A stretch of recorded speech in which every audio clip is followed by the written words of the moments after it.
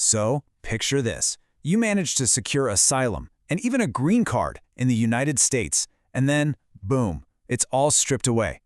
Well, that's exactly what happened to the niece of one of Iran's most powerful generals.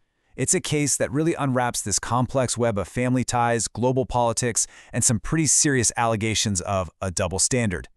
And this is how the story just blew up into the public eye, with this really dramatic announcement from U.S. Senator Marco Rubio. Right away, everyone started asking the same questions. Who exactly is Hamideh Soleimani Afshar, and how did she go from being a permanent resident one day to being in ICE custody the next?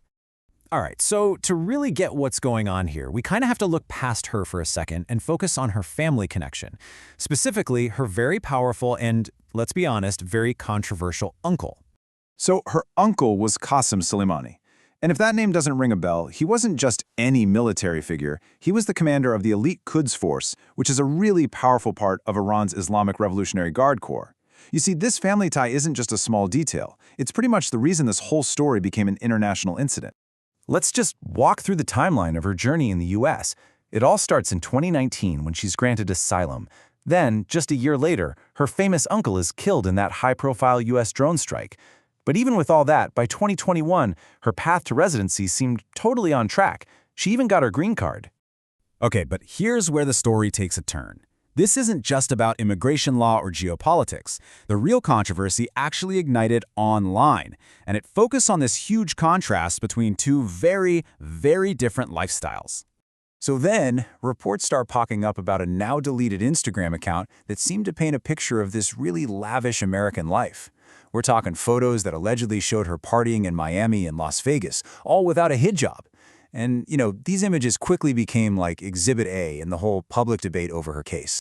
And this is the heart of that massive double standard argument you hear about. I mean, on one side, you've got the freedom she was apparently enjoying in the US.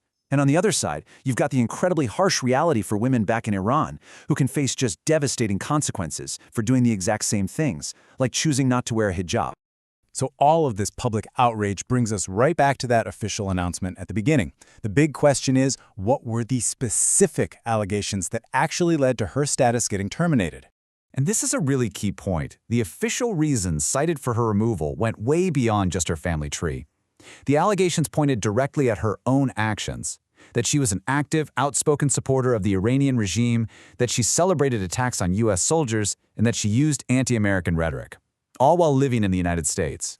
This whole case is being presented as something much bigger than just one person.